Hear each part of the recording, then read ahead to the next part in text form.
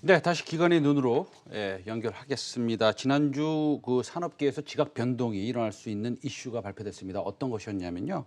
네이버하고요, CJ 업계 1위가 손을 잡을 계획이라는 그런 뉴스가 있었는데요. 이 중에서도 코로나19 이후에 그 쇼핑몰 플랫폼이 이제 그 네이버와 그 국내 최고의 물류통신 업체 있지 않습니까?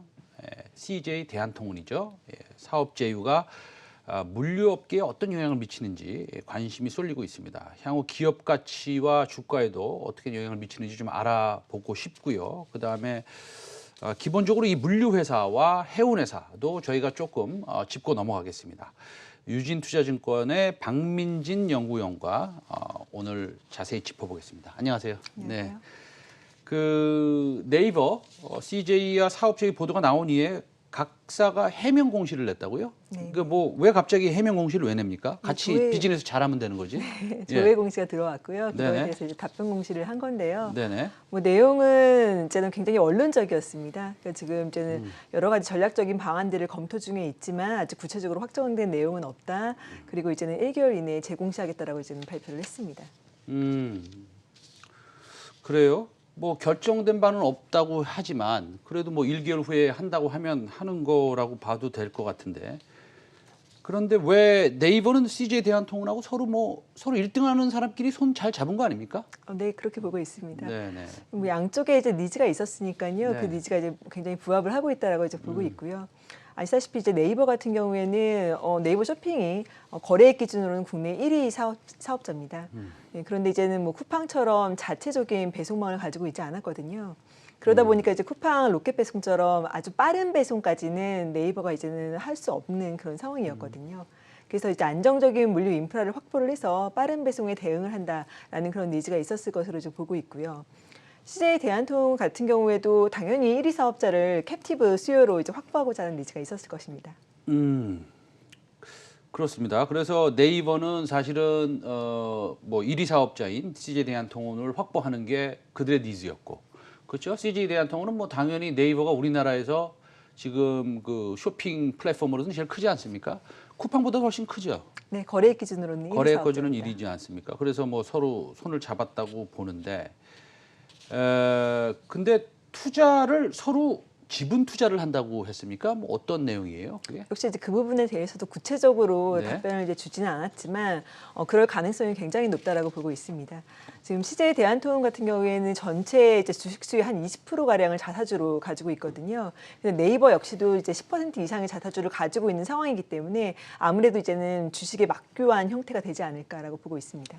그 CJ 대한통운이 사실은 코로나19 상황에서 뭐 보시다시피 지금 뭐 상당히 실적도 좋아지고 있고 그다음에 택배 처리 능력도 높아지고 있고 물론 뭐 당연히 그것은 이제 우리가 온라인으로 쇼핑을 많이 하니까 간단하게 얘기하면 그런 일이 지금 있는 것인데요. 이 물류센터의 택배 기사가 지금 뭐 계속 몇 분 좀 돌아가시고 과로로 쓰러지시고 뭐 이런 게 좀 있지 않습니까? 그런데 혹시 그런 거 고민해 보셨어요? 그 CJ 대한통운을 시작해서 뭐 여러 가지 이제 택배 회사들이 있지 않습니까? 아니면 물류 회사라고 얘기할게요.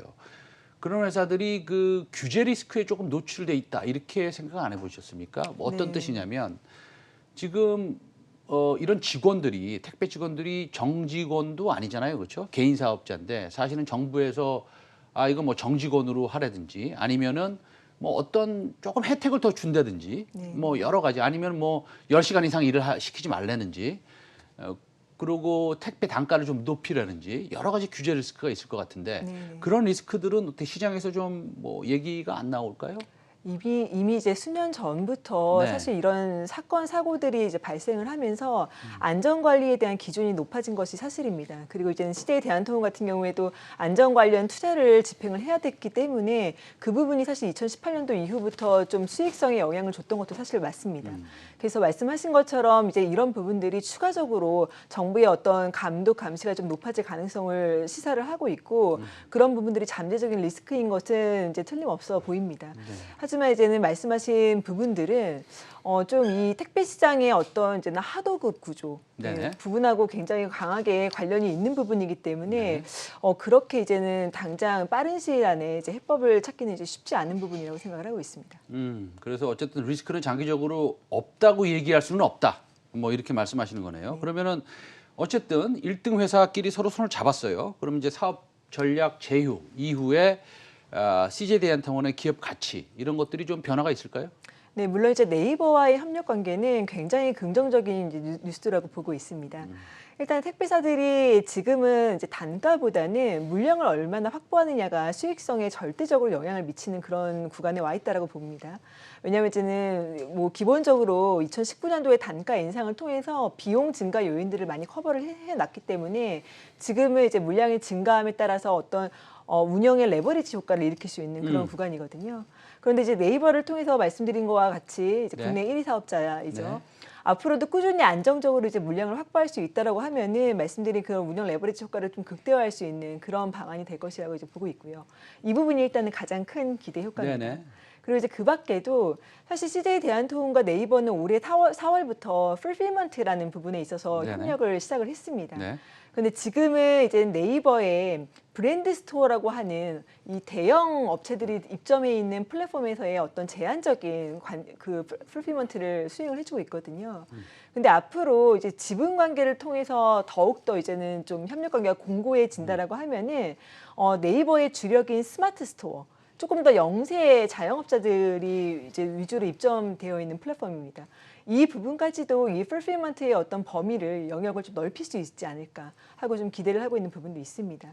그리고 네이버가 현재 시점에서는 이제 국내에 있어서 국내 플랫폼 사업자로서 이제는 입지가 이제 공고한 그런 상황이지만 궁극적으로는 이제는 뭐 직구라던가 역직구 같은 이제는 크로스보더까지도 확장 가능성을 염두를 해두어야 될 것이라고 보고 있습니다. 근데 CJ 대한통운이 글로벌리 사실 네트워크를 많이 깔아놓은 상황이거든요. 그래서 네이버는 이제 그런 부분들을 충분히 활용할 수 있을 것이라고 보고 있고, CJ 대한통운 역시도 이제 뭐 동남아 시장에 깔아놓은 택배 네트워크나 이런 부분들에 있어서 좀 시너지를 보지 않을까라고 기대를 하고 있습니다. 그 물류의 증가는 우리가 코로나19 사태 와중에 우리가 뭐 피부로도 많이 느낍니다. 그렇죠? 저도 뭐 쿠팡이나 네이버를 통해서 쇼핑도 많이 하고요. 네. 편하게 직접 뭐 이마트를 간다든지 그러지는 않습니다. 그래서 뭐 저도 피부로 느끼는 점이지만 사실은 우리나라 인구 구조를 보면 뭐 확연히 증가한다라고 얘기할 수는 없지 않습니까? 그런데 인구 증가와 그다음에 뭐 물류가 지금 엄청나게 사실은 늘었는데요. 이거를 지금 피크를 치고 피크 아웃하는 것으로 오히려 보는 것이 또 현명한 건 아니에요? 일단은 시장의 성장 자체에 대해서는 아직까지 크게 의심하지 않고 있습니다. 네네네. 왜냐하면 말씀하신 것처럼 어떤 인구 증가가 이 물동량을 견인을 하고 있는 것은 아니거든요. 네네.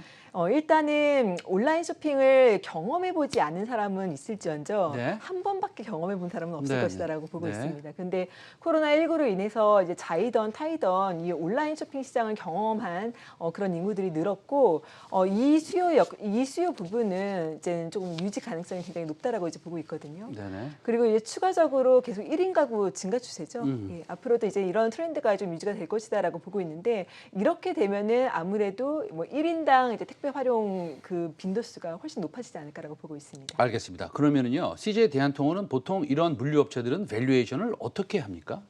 네, 뭐 여러 가지 이제 방법들이 있는데 네. 이제 저희는 보통은 아무래도 이제 자산을 많이 가지고 있는 네. 그런 기업들의 특성을 반영을 해서 EV, EBITDA나 이제 PBR 방식을 많이 사용을 하고요. 네네. 저희는 이제 PBR을 접근을 하고 있습니다. 네, 그 목표를 어느 정도 하면은 이게 그 성장을 갖다가 전부 다 고려해서 어느 정도 PER이나 뭐 EV, EBITDA 배수를 주는 게 적당하다고 우리 연구원께서는 생각하십니까?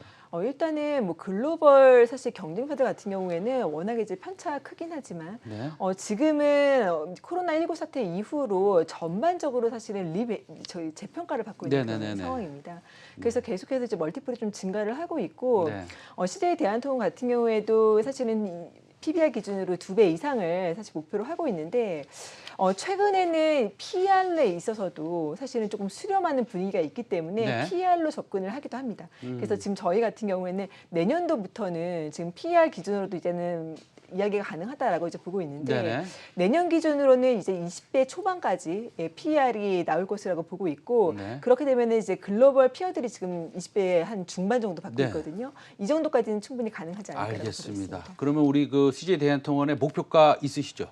네, 현재는 21만 원 목표가 가지고 있습니다. 알겠습니다. 그러면은 또 해운 쪽으로 좀 잠깐 넘어가 보겠습니다. 지금 보면은 해운 업종도 좀 들썩이고 있고 그 다음에 페너션과 H&M 같은 경우에도 주가가 좀 많이 올랐습니다. 지금 코로나19 이후에 해운 섹터가 주목받는 이유가 어떤 것들이 있을까요?